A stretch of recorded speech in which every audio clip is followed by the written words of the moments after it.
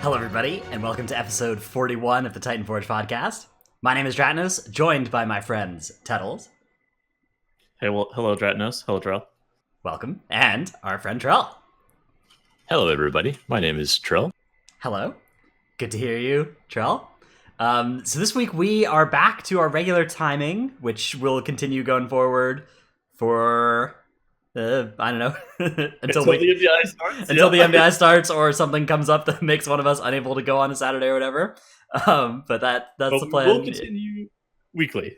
Yes, no matter what happens, barring some kind of thing that we couldn't prepare for, we're going to be coming out weekly, even if it's not at this time going forward. So, and you can always catch the show. If you miss it live, you can catch it on iTunes or Spotify or YouTube, all those places, anywhere you can find a podcast, hopefully. So that is the plan. But this week, we have a bunch of changes to the game that we're going to talk about. So last week, for instance, we recorded on a Wednesday or Thursday or something. And then the day after, they announced this big account-wide essence system. Yes. Yeah, that was not very cool from Blizzard. It's a good system, it's cool that they're implementing it. Not cool that they did it the day after we recorded our show with 10 days until our next show. I feel like this is very common, where it's like, records show, hotfix notes saying that what you said on show is wrong, cry. Yeah. So this week we are going to talk about those changes. In addition to, we've got a bunch of other small changes to the game that have been made. We've had a census taken recently that Tettles put together of all of you listeners that we'll go through as well. Talk about, the data that we've gleaned from the surveys that you guys have filled out if you have done that. And we'll also talk about the Keystone Masters tournament that was like a MDI-style community-run thing that all of us were involved in some way or other. So those are kind of the main topics for this week.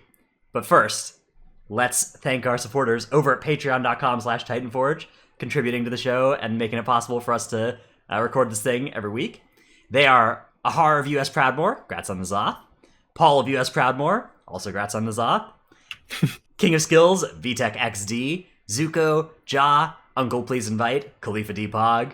Drunk Swede from Legion of Lemmings, Argent Dawn EU. Shirtless Tettles, Tootsie, Heltari, Ishiyu, Blue of Emerald Dream. Chromed, Seraphicus, Trekkie, the Marsh Hare, Regulus, Never Nude, Grizzjam, Chewy, Trell Balanced Corruption, and Coke Dogs Gopher. Thanks, thanks so much. Man, these names are getting wild. Yeah, they are getting absolute. And you guys, if you're interested in changing your name to be more or less wild, just let us know. Add us in the Discord channel, and Tettles will take care of it. At Tettles, he'll take care of it. I actually saw, I think Tootsie is doing MDI, or at least they signed up for a team. Really? I don't know about anybody else. I didn't scroll through a lot. I was like just clicking through some of the participant teams, and I did see they were doing it.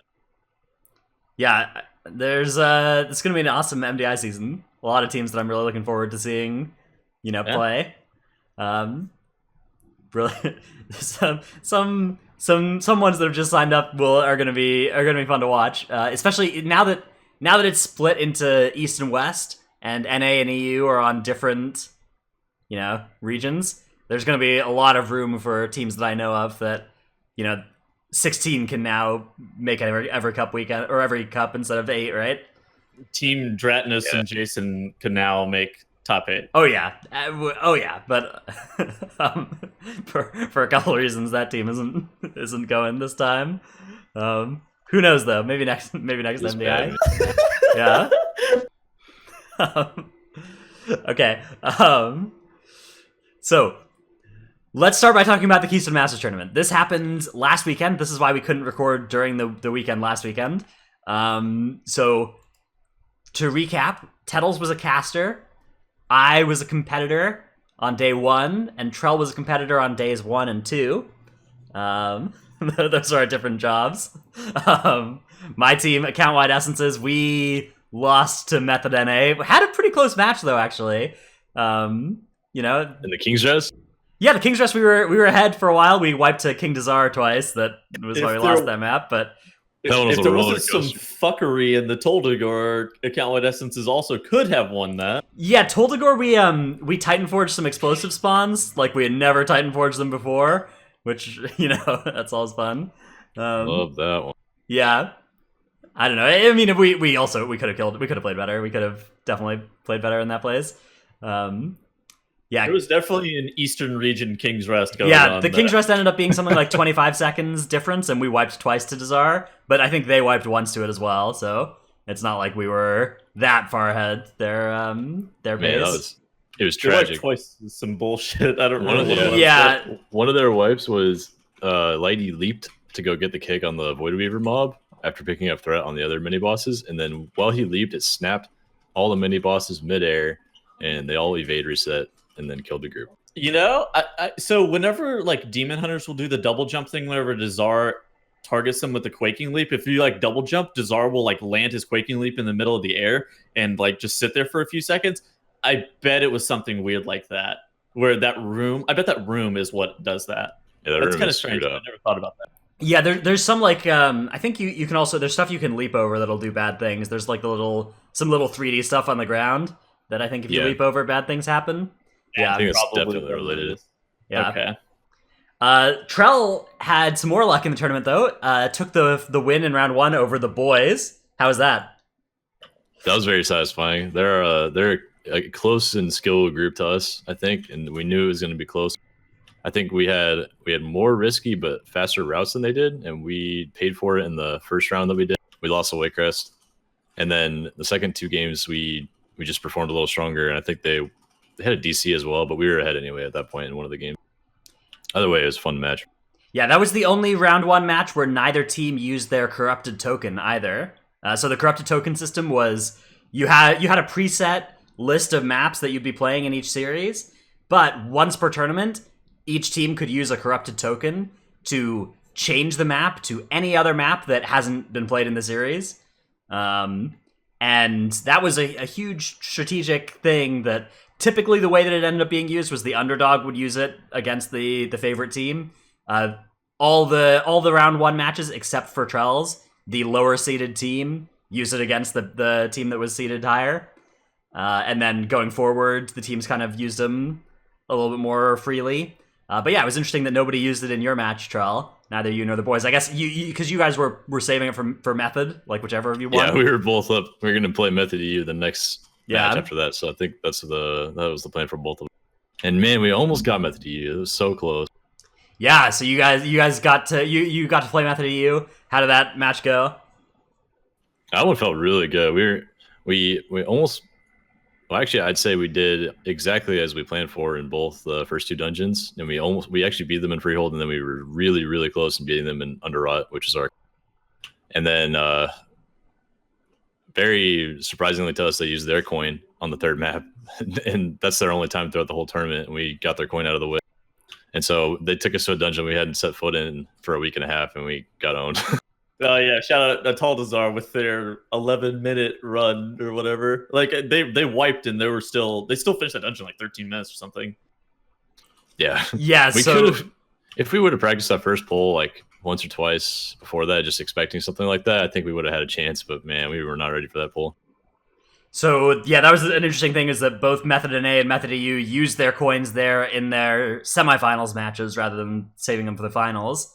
Method NA's coin versus Gromnak Waiting Room is that was the most clutch thing ever with it. Okay, so Gromnak Waiting Room coined away from Siege of Borealis, and it was kind of known that they didn't practice it at all. And then Method NA lost the pick that Gromnak coined into, and the Method NA 3rd map instantly takes them back to Borealis, and fucking Gromnak Waiting Room is playing like Alliance Borealis, which just means that they didn't have Horde characters even set up. You're just like, all right, well, hold on. Yeah.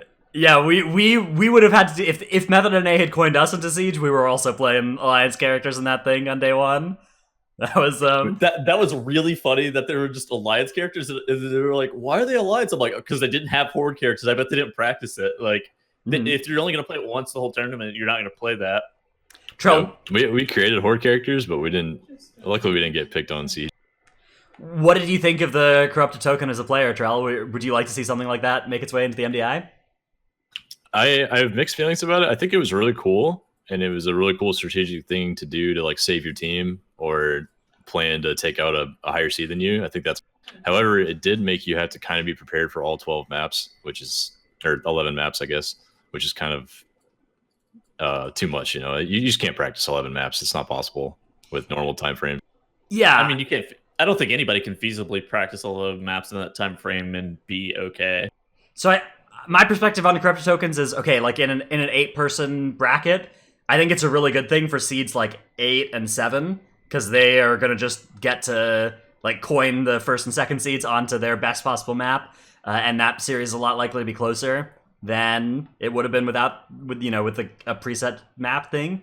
I think it's also good for seeds 1 and 2 because eventually at some point later in the tournament they're going to practice all the maps and they'll get to use a coin against somebody else to do something cool. But for the medium seeds, it's in a rough spot where like you don't really want to use it against the other medium seeds, and like you can use it against the first seeds, but they also can use it back on you and blow you out in a map that you hadn't practiced. So it kind of doubles the amount of maps that you have to practice as a medium seed team.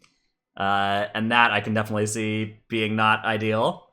Well, okay, so in all fairness, I do think so with the way that Keystone Masters and MDI functions right now, I feel like there's almost zero room for underdog. Like stories or upset wins most of the time. I feel like by and large, you kind of know who's going to win, like generally speaking, right? Of course, there's going to be some variance, and especially if some teams have just like a bad day.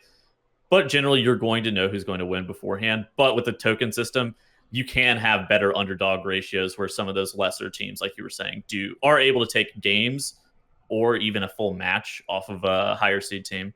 Yeah, like we were better on our non-coin map than our coin map. King's Dress was not a coin. Toldagor was our coin, and we are evil. Well, yeah, we looked at the map at the math and like the bracket, and there were three dungeons that they were not going to go to naturally, so it made sense to coin to one of them. One of them was the Underrot, which there's it's hugely practiced and well-known dungeon for this team, and the MDI poll is so different from the live polls in there. I actually think picking the Toldagor is actually a good call relative to what they're good at. We didn't want to coin Underrot. We didn't want to coin a Taldazar because that was a time trial map, so even though it wasn't in their tournament, it was still going to be something that they were practiced on, and their time in it was a bit better than ours. And then that kind of left us with Toldagor by process of elimination. Yeah. No, I do feel like it does give some nice head-to-head value because it feels like a lot of the time the teams aren't actually playing head-to-head; they're just playing like independent of one another. So it does give some like strategic head-to-head value, which is kind of nice. I don't know. It's an interesting system. I don't know how I truly feel about it.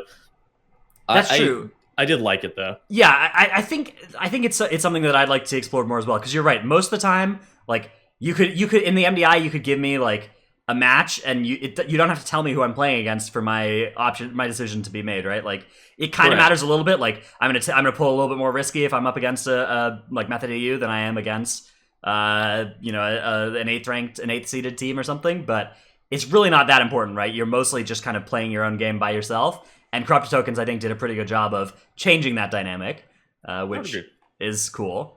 Another rules difference we saw in Keystone Masters compared to the MDI was the 1 spec limit. So you could not play double Unholy Death Knight, was kind of the biggest comp that was restricted by this. But you also couldn't play, 2 Outlaw Rogues or something like you could have in previous MDIs as well. Or 2 Resto Druids, or 2 Prot Warriors. Yeah, you could actually play multiple tanks in the Keystone Masters. So Keystone Masters did not require you to have a healer or a tank, or or 1 tank only or anything like that.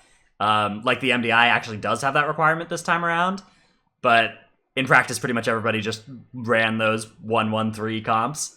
Anyways, I do seriously wonder if there was like room for some Vengeance Demon Hunter that's just like turbo inting the dungeon with 500 corruption, like, and then just they pop meta, they walk up, they're like, please, try to def procs the packets. They dies, they're just like, all right, yeah, we win these.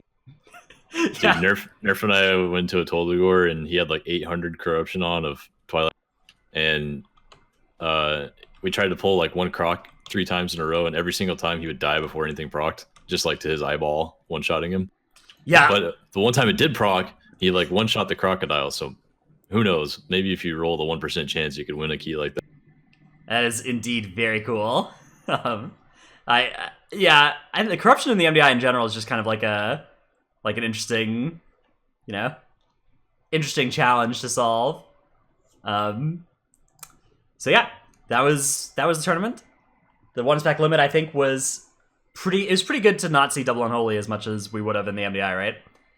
I actually really like the one spec, even for the teams playing. It's especially good for the viewers because they just get to see more variety and hopefully more options because of that rule.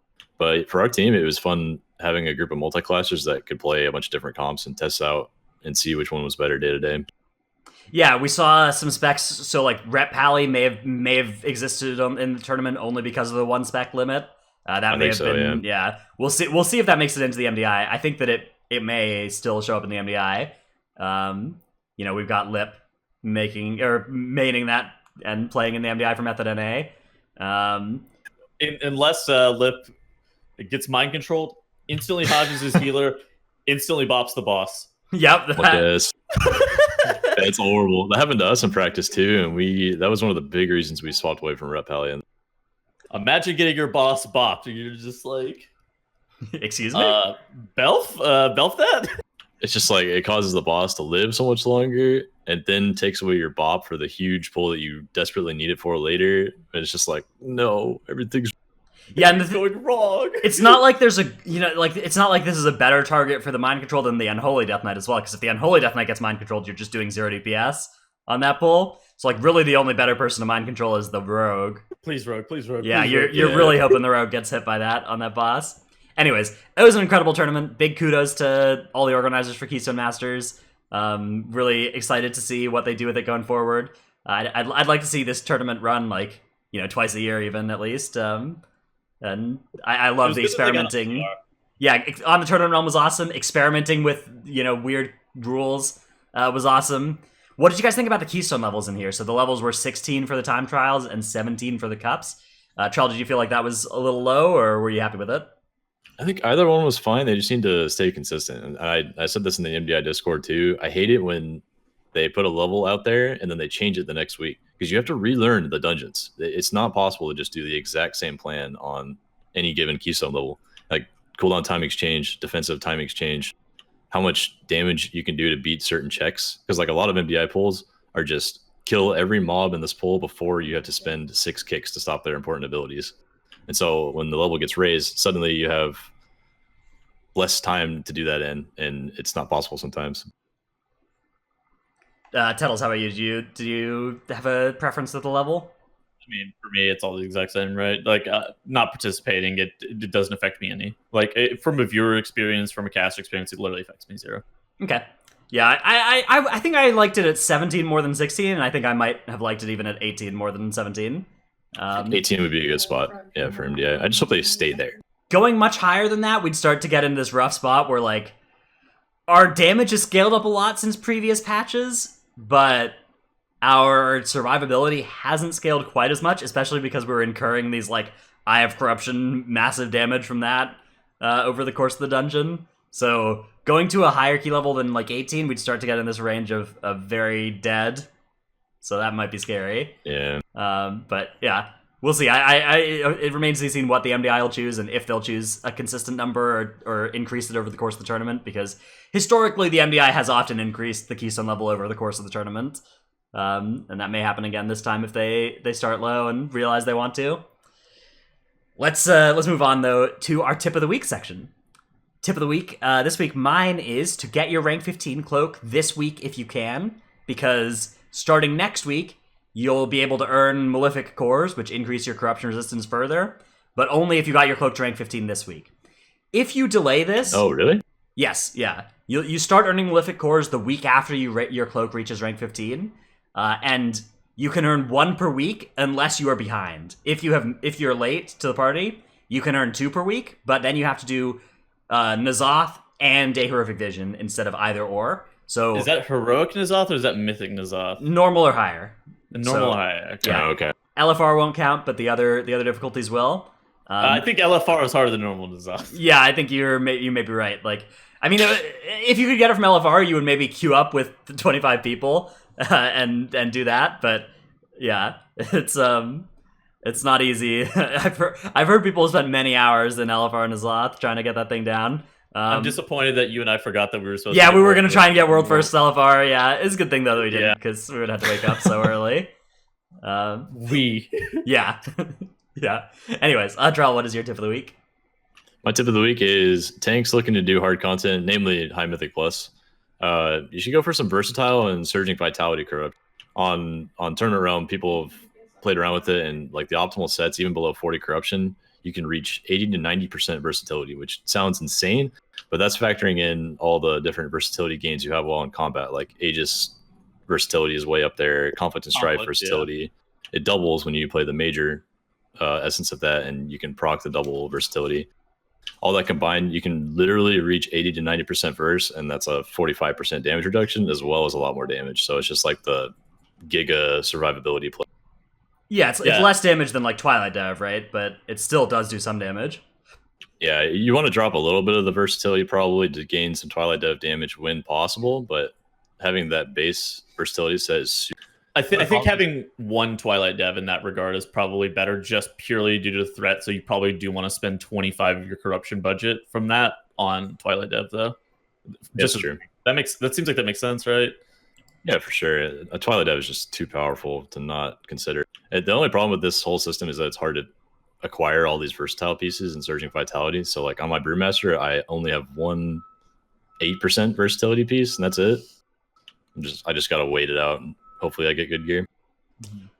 All right, let's take a look at Tettles' clip of the week. Speaking of Twilight Dev here, we've got a clip coming in from Atal Dazar from twitch.tv/Tralski. Oh no, please, not this.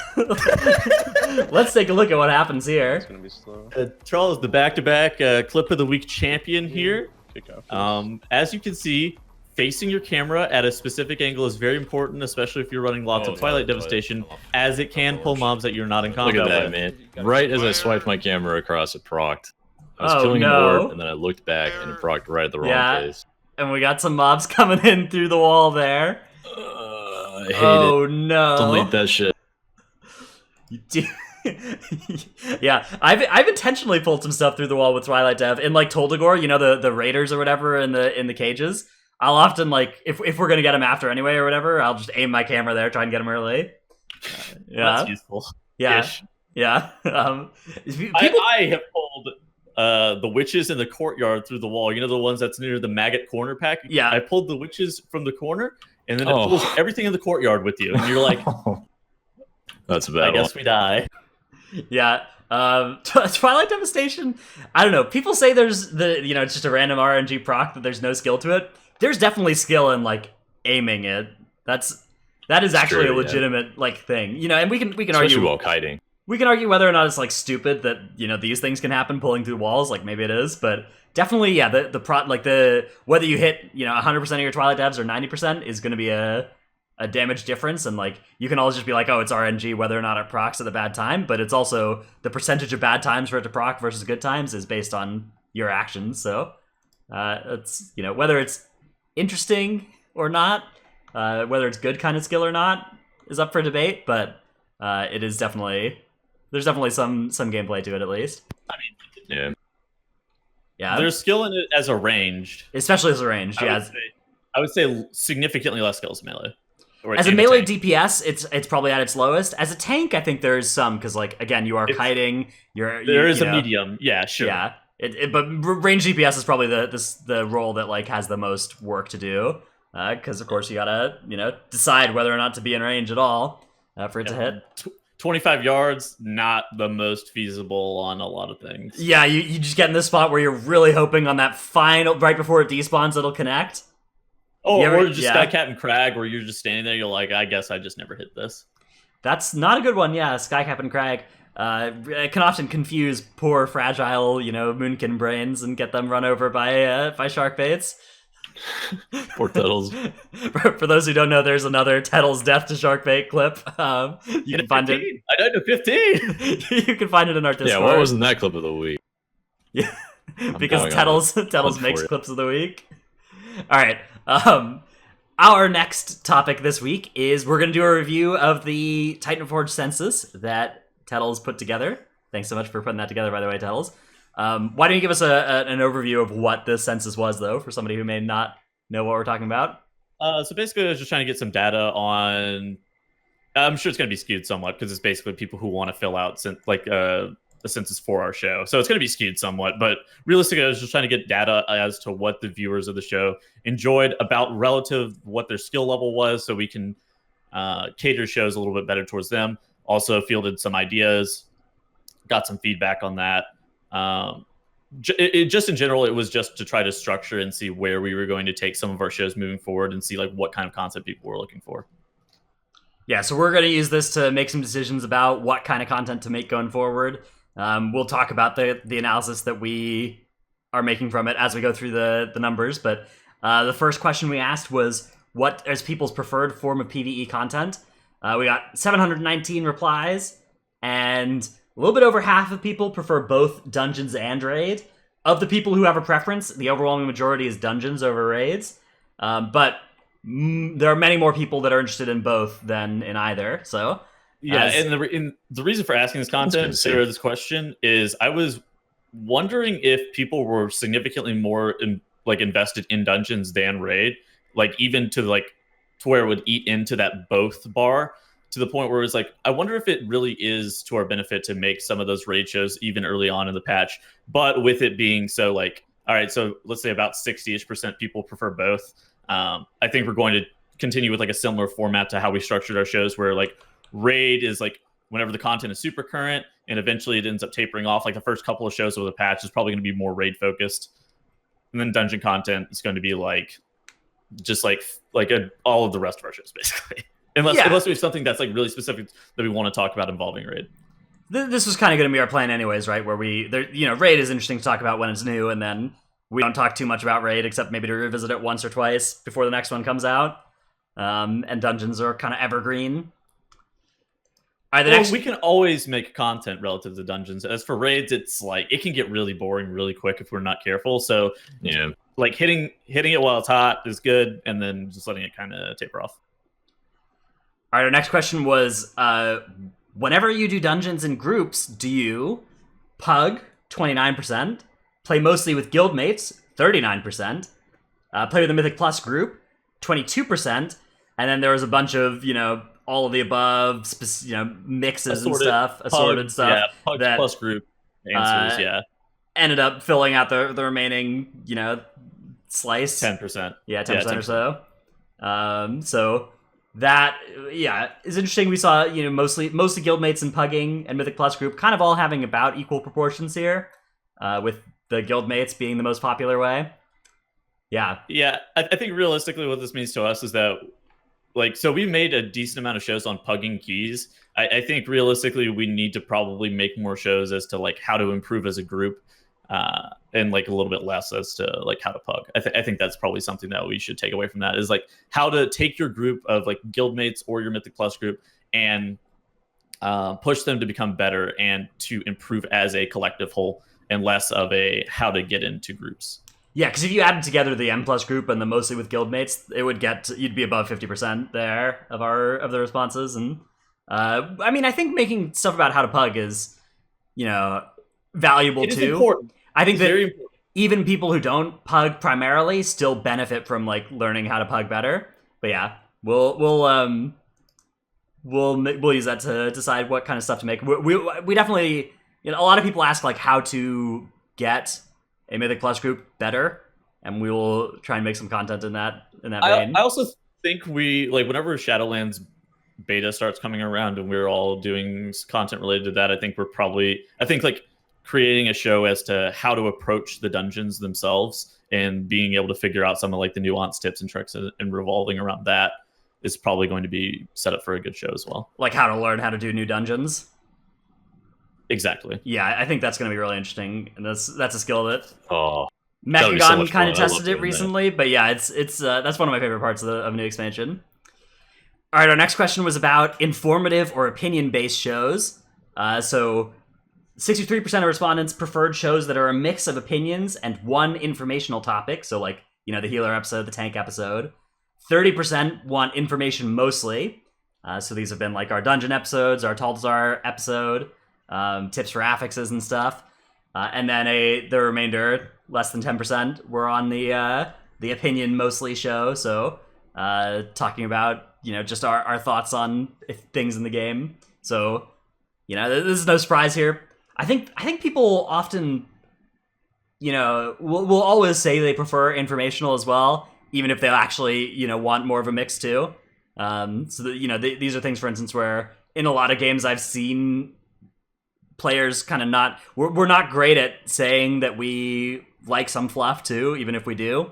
But yeah, of course we're going to keep the show focused on informative stuff as much as we can. I think I agree with that. I think in general we read a lot of comments that's like you should focus more on the information, and it's like I feel like yeah, sure, somewhat the information is like critically important, and like I don't think we want to like take away from having like one strong informational topic. In the same vein, it's like it would get really daunting if we have like a full show of only informational topics, like those the dungeon boss by boss stuff, and like the dungeon tips and tricks, and like the Tell the Story episode, and all of those, which was used as a reference point, is like sure those are good shows sometimes, but it's hard to digest in one like one full show. I feel like it's just too much information. I think it becomes information overload somewhat. Yeah, it's definitely tough for us to make them as well. Like we start feeling fatigued an hour into those shows, right? And we're just like, fucking get me out. If we're feeling that way, I assume that's something that some listeners are going to be feeling as well. I think we have to have a healthy balance of like informational content and then our personal opinions. Like people love when you guys are arguing and Dranos told Tettles that he was stupid. And then we just yeah. Well, Dranos and I have different opinions. We're allowed to have different opinions. I don't fucking care. Absolutely. Yeah, look, it's just my opinion that he was stupid. I don't know what to tell you. In my opinion, he was stupid as well. It's all good. Yeah, it's fine. I don't fucking care. He's so mad. Oh my goodness. Dranos. Tettles got so mad as well. I flamed him on Twitter yesterday. Joel, did you see this? Where Method. Sorry, my cat is doing naughty things behind me. Method announced their casting lineup for an upcoming Method Mayhem tournament. Oh yeah, I saw that on Twitter. Yeah, and Tettles goes, "Why are all these casters so handsome?" And I was like, "Because you're not casting, lol." Lol. All right, let's get at it. Move on. Oh my god. All right. Next question we asked was, "Are you a part of our Discord?" And the answer here was actually quite a lot of people who aren't a part of our Discord. Which, especially given that this was a lot easier to access if you were a part of our Discord. I assume there are many people who listen, actively, but are not hanging out in our Discord. So we got to make sure that we don't require that for anything, and we will continue to make sure that we. Yeah, I mean, of course, we encourage everybody to join our Discord and everything, but we know people aren't all going to do that. So we want to make sure that even if you aren't in there, you can be part of everything. But in a similar vein, about 25% of our Discord did respond to that question. So that was pretty good like user to response ratio from our Discord itself. So that was really good. We do appreciate the engagement. I feel like our audience is very engaged, and we're super thankful for the support and the help. Yeah, thanks. Thanks so much to everybody who filled out that. We also got some other comments and stuff in there that we aren't going to show on screen, but we're taking all the feedback into account and deciding what to do going forward. But that the census aside, let's move on now to our other main topic this week, which is essences have gone account-wide. Essences have gone account-wide effectively. So it's not, kind of. It's not straight-up account-wide essences, but it's pretty close. So the way it works, you're in these Echoes of Nihilothik currency on any character that can buy any essences from the vendor, and you can buy essences from the vendor if you have another character on your account that you've logged into since the patch, or since the hotfix, that has a rank 3 essence that your main character, or that your character that you're on doesn't have. So a lot of people are surprised that they're not earning this currency on all their characters, because if you don't have any eligible essences, you're not going to earn it. But it's bound to your character, not to your account, so you can't. Yes. You have to earn the essence on the character that's going to use it still, You have to earn the echoes rather on that character. And something that was also like really fucking stupid for like a large majority since this has been released was that there were role restrictions. So like say you played a pure DPS, you could not go on your tank character and get some of like the tank essences. Like of course you could get the Mechagon ones and the rep ones, and which the rep ones were so they added in this exception where you could get the rep ones even if your character didn't have the right one, as long as you had any of the rep one on your account. Yes. But they didn't add that in for the others until yesterday. Yesterday they made a change where they have now made all of the role-based essences. If you have any of those rank 3 on your account, you can now get the others. And a side effect of that is even if you don't play an alt, you can now get the off-roll essences. Which I imagine this side effect is why they didn't want to do this from the start. Is because they didn't want to have, they didn't want you to be able to get your off-roll essences this way if you hadn't ever earned them. So stupid. But Yeah, I guess so, yeah. This to me, this was a case of like the damage from not having it work this way was way bigger than the damage from having it work this way. So I'm glad they made this change. I mean, okay, so I play a druid. I can buy any essence on any character. Like just straight up, I can buy any essence on any character because I play a druid. Like I have all three. Like I have healer, tank, and DPS. Not like if I'm playing a pure DPS and I want to play a healer or a tank, I am just boned. So yeah, you like even if you were a DPS main, if you were playing a healer alt, the question of whether or not you could buy healer essences was based on whether your DPS main had a healer off spec or not, and that was silly. So very glad to see them fix that. Charles, what do you think about the rates of Echoes of Nyloth that you get from all these different kinds of content? So here's the chart of where you can get them, and you also get some out of your weekly box, quite a lot. I think it's pretty easy to get an essence. I mean, just like opening your weekly chest and then doing 1 assault and 1 vision pretty much earns you an essence. And so like on all my alts, I opened my chest, did the invasion, later in the week did 1 vision when I had some spare time and just got a free rank 3 essence. I think it's reasonable. I don't know. What do you guys think about it? Yeah, so like if you play the character like very minimally, like you just do a weekly key and the major assault and maybe 1 minor assault, you get like an essence a week.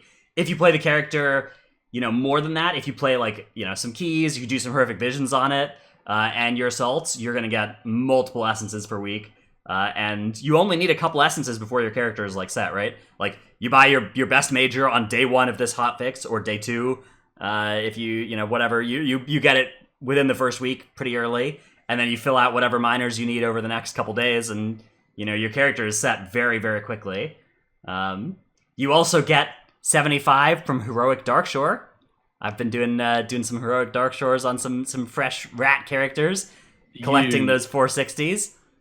So that's Isn't there like an eye level requirement for Heroic Darkshore? Isn't it like not low either? Is it like 430? Dude, you just make the group. You just make your own group. There's no eye level requirement to get in.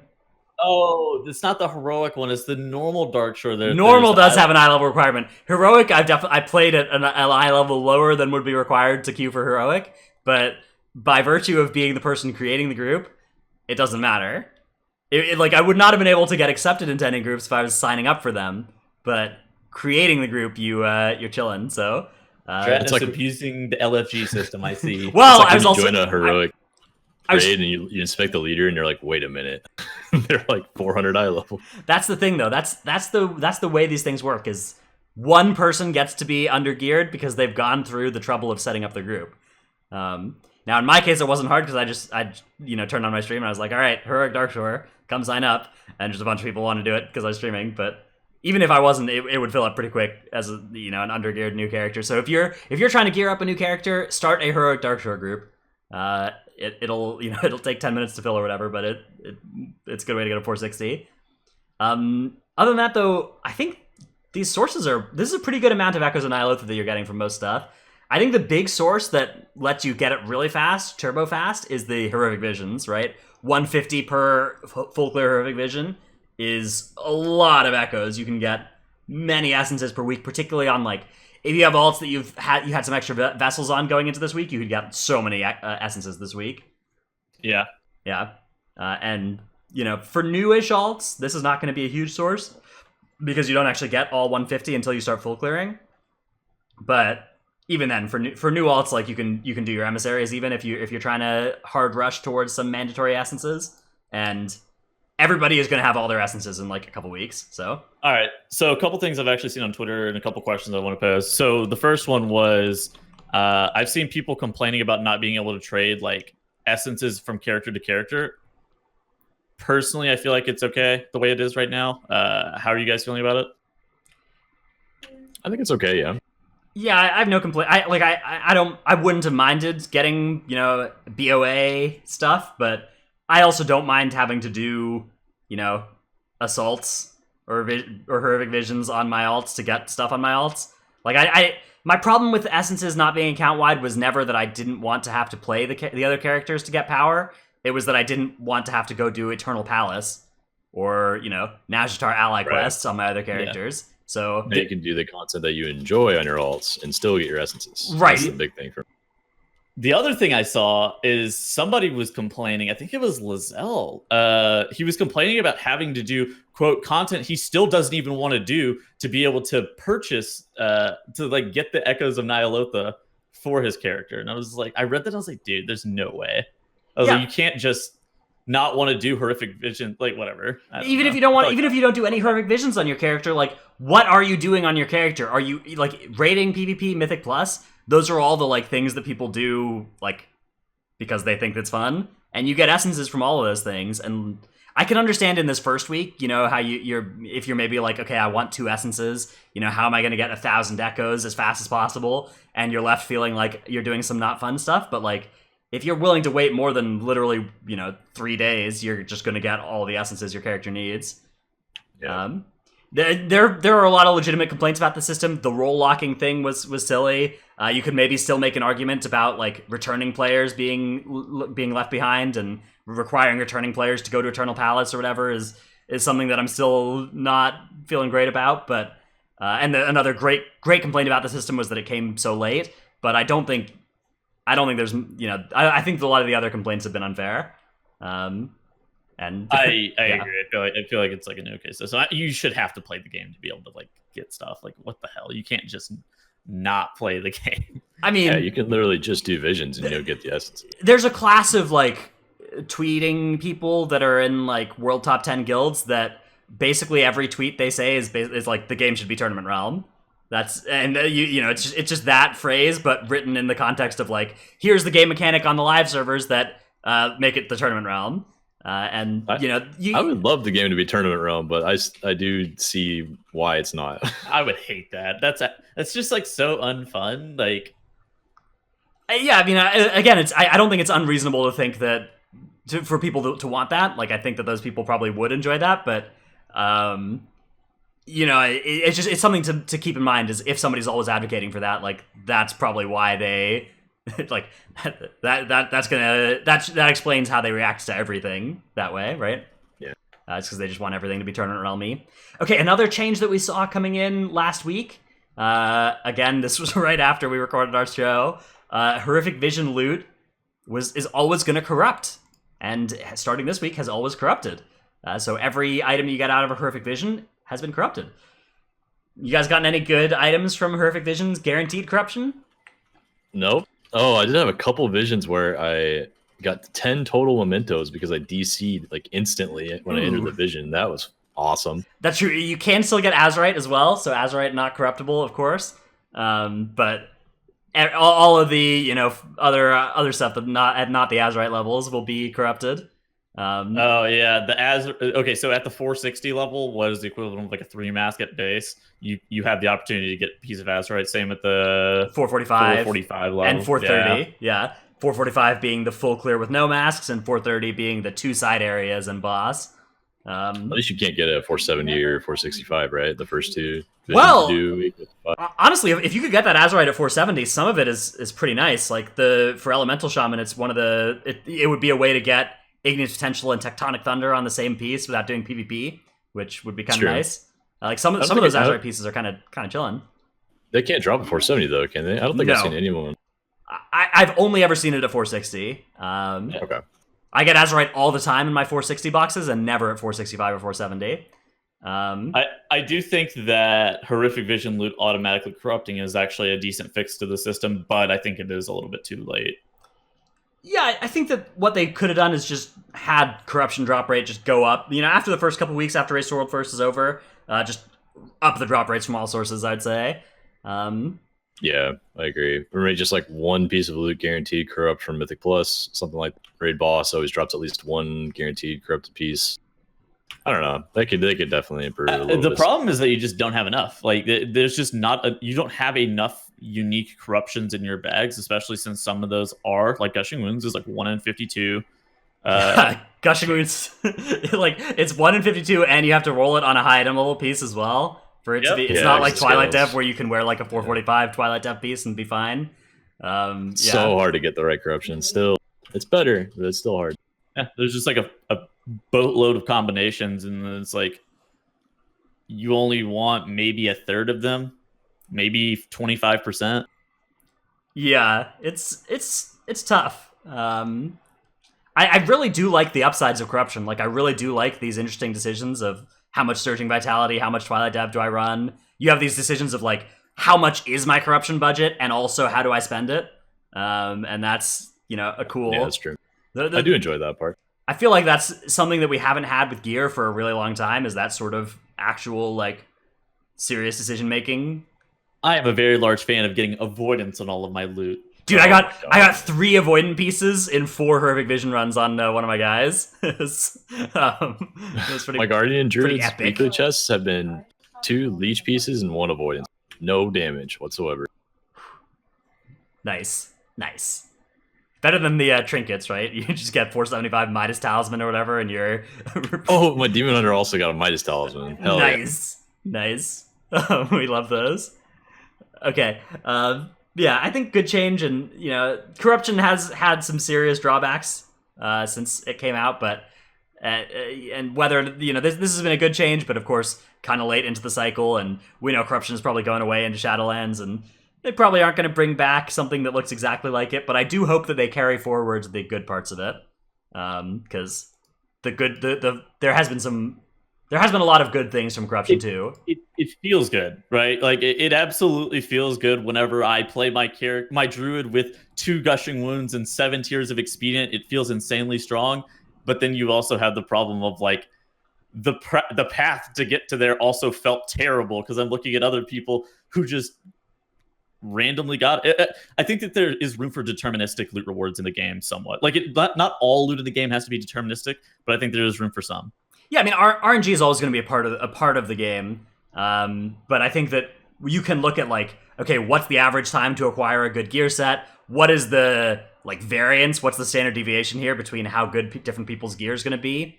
And you could take a look at those kind of numbers, and I think we those numbers were a little bit off for the corruption system. Was a common experience, and except if you were willing to buy the BOE corruptions, which was that was, I think, maybe the most egregious part of the system was that, the way that BOEs were corrupted and auto corruption on BOEs is pretty bad. Yeah, dude, I spent all of my gold on Twilight Devastation BOEs, and I'm regretting it now.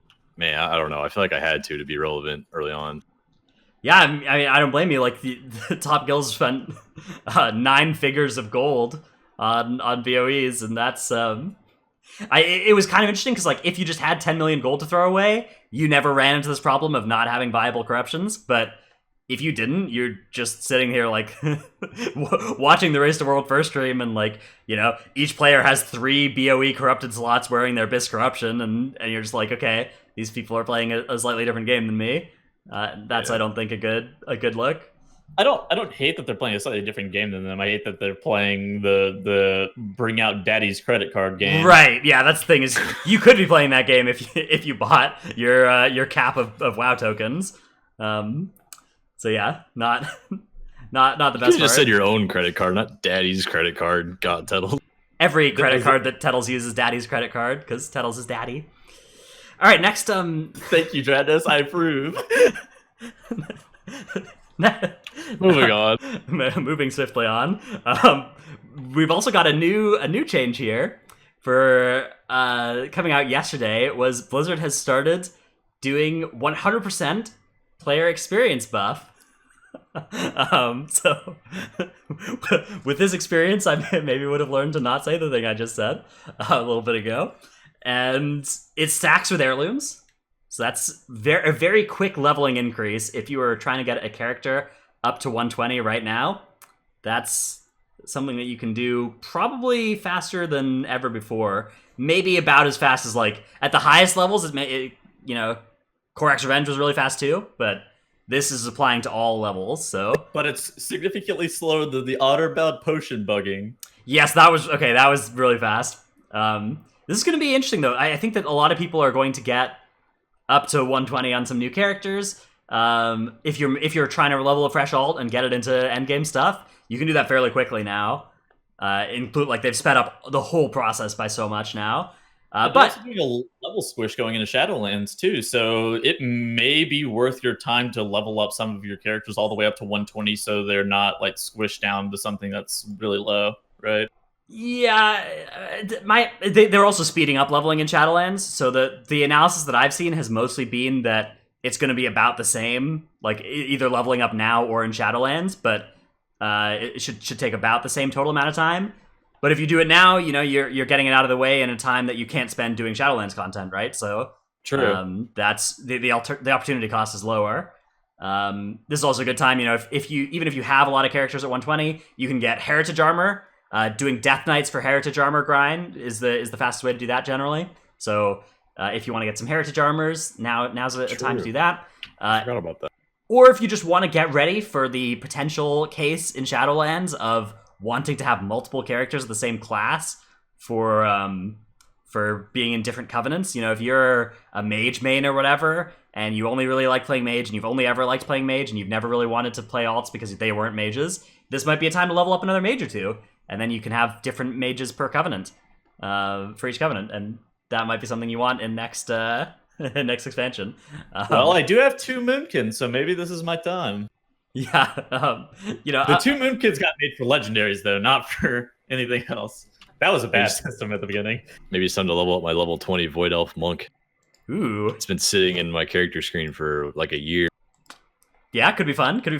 Apparently it only takes low double digits of hours, like 20 or something to 20, 30 to get from 1 to 120. So very, very quick. Actually, every Mythic Plus group can level their 110 Warlock so that they can give the groups health stones when they reach 120 at every. I mean, that's the play. You kind of want 10 or 12, 11 Warlocks in your group or across your M Plus group, so you can have one logged out in front of each dungeon. That's a common move that actually I've seen people with class trial Warlocks, one in front of each dungeon. Yeah, the Didex Dorky special right there with the Shrine Rocks. Yeah, Shrine Rocks and just a bunch of different ones. Waycrest Rocks. Yep, exactly. Yeah, so you can do that if you want. All right, let's move on to our Q&A here this week. We've got, if you have any questions, put them in chat and we can add these as well. We can talk about these for a little bit because our show's been a little bit shorter this week, so we can maybe have a little bit of time for some questions. Our first, though, comes from @Qyzb on Twitter. What's good? Who asks, any useful awakened mob snapping spots we should know about? It's Thomas. He's in chat. @Qyzb. So, Trell, are there any useful awakened mob snapping spots that we should know about? Yes, I've actually been discovering a couple the last few days. So in Toldagor, you take the first pillar all the way up the stairs to skip the thug, and so if you engage it, run through the sewer, and then hop on one of the little corners on the wall, it'll snap the mob up to you and make it a little faster to get up there. And I'm not really sure what's been happening with snapping. I feel like they enabled snapping on those mobs recently, because I swear I tried to snap a couple of Taldazar mini bosses 3 or 4 weeks ago, and it just didn't work. They just stared at me. They would sit there and evade. I bet they were. I actually had a mob evade reset. I bet they did the snap to fix them from evade resetting to full, because evade resetting whenever you walk away from a mob is worse than it snapping to you, I think. I think so too. And I started seeing the bugs happen where people leapt in the King's Rest match against Stratnos' team, and then they evaded. I think snapping got enabled on them recently. So I'm sure there's a bunch of spots you could do that with to make them go faster. I think just generally, it's like the spider is the most notorious one, and the spirit breaker. Just getting them in position quickly is important. So there are like Toldagor is probably a really good example of a dungeon where you should probably snap the mob just to be able to move it a little bit quicker. Of course, there are some other snap spots that I'm sure are far more profitable, but I don't think there's been any that's like been like super game breaking. Oh, Shrine of the Storm actually has a in chat. Shrine of the Storm snapping that first spider down to that little cup at the bottom of the stairs. You can open. That's a good one too, for sure. That's a really good one because that spider takes forever to move. Yeah, I feel like they may have changed the snapping behavior on these mobs because people are really unhappy when stuff evade resets, right? Like evade resetting is really unpleasant to have happen to you. So if that was happening a lot by accident, you can fix that by just changing them to snap instead. And if they snap and jump at you, then that, even though that can be surprising, it's not the same like this is really stupid feeling that can happen when they evade reset. So because whenever mobs evade reset, they reset the full pack too. So like if you kill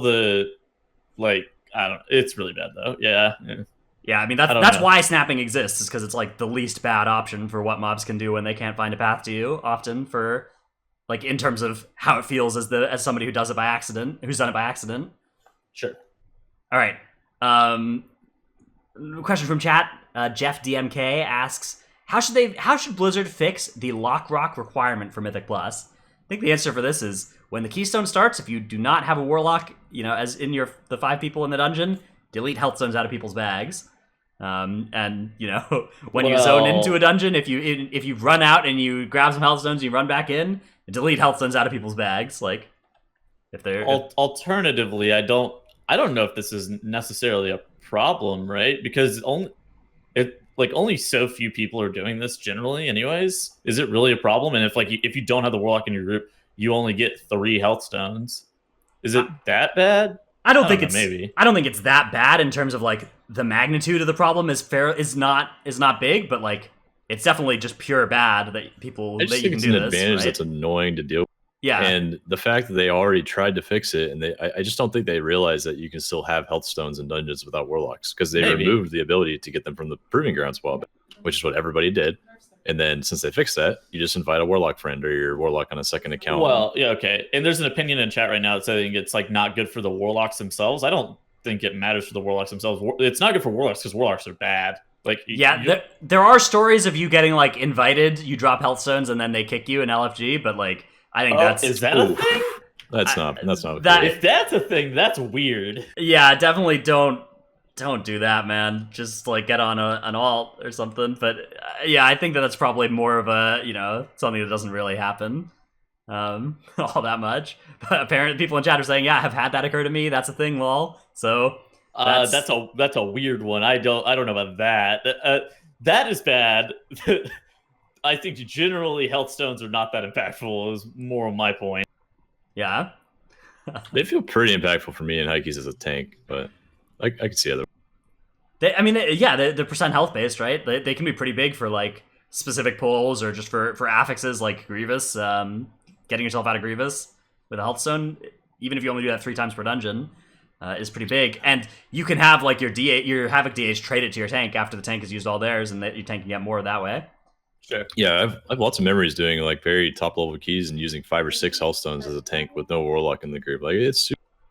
I mean, it's useful, sure, but like, is it mandatory? Probably not. I mean, it is an added step if you're min-maxing your dungeons. That is stupid. Of course. Yeah, I agree that like if we were talking about what is a good use of Blizzard's time, if this took like time to implement or whatever, maybe better to spend it on other stuff. Fine, but they should probably just have it cleanse health stones as soon as you zone into an instance.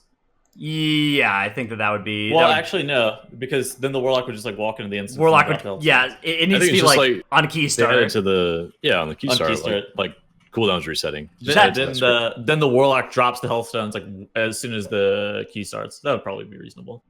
On the topic of key starting, they could fix almost everything by just adding like an arena style buff clear on key start. Make it so that you can pre-meta, pre-incarn, stack up, your Archive of the Titans or whatever like we used to do. All of those things I think would all be fixed kind of uniformly by just making starting a dungeon clear those effects. Which, like, on the one hand, it's cool to pre-meta and everything, but on the other hand, I think it would be cooler to not have to, coordinate that every time. Agreed. But the pre-key start is just Mythic 0. Yeah, make it so that when the key starts, it clears all those buffs.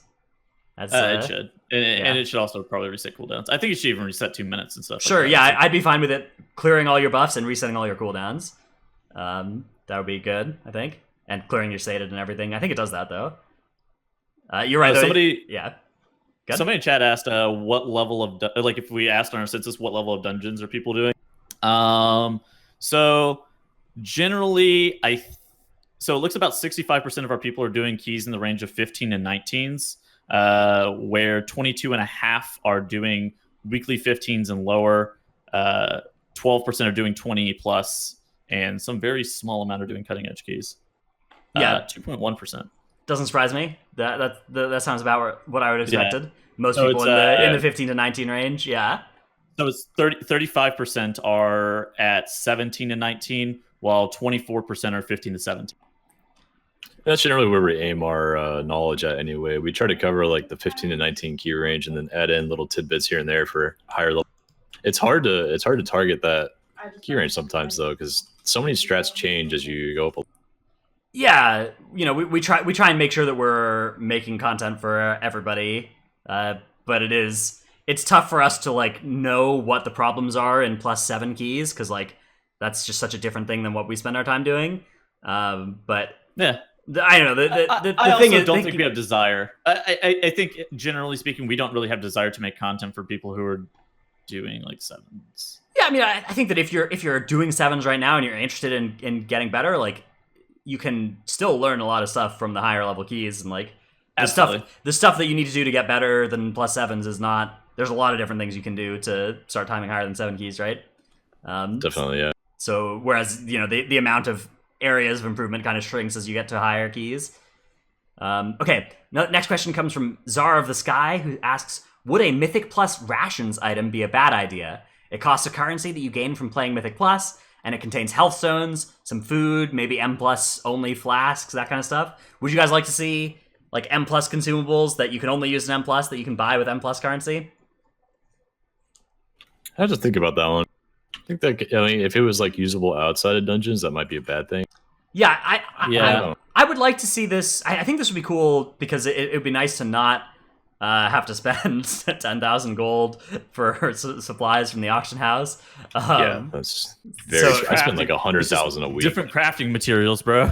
Yeah, I don't know. I mean, I also understand why there's crafting and everything in the game, so I understand that. But like, somebody did make a good point. Okay, so like if it was just for instance content and you were able to get like your Demon Hunter buff or your Monk buff or like real battle shout and stuff like that, maybe it's okay. I don't know. I feel like that like overlaps too much with professions personally, and I think that takes as much of a joke as professions are. I do think it takes away from parts of the game that probably should stay. I believe that DH buff and Monk buff are problems that should be fixed. Like those are they should come up with a scroll or something to give us 70% effective DH buff and Monk buff like we have for Battle Shout and everything.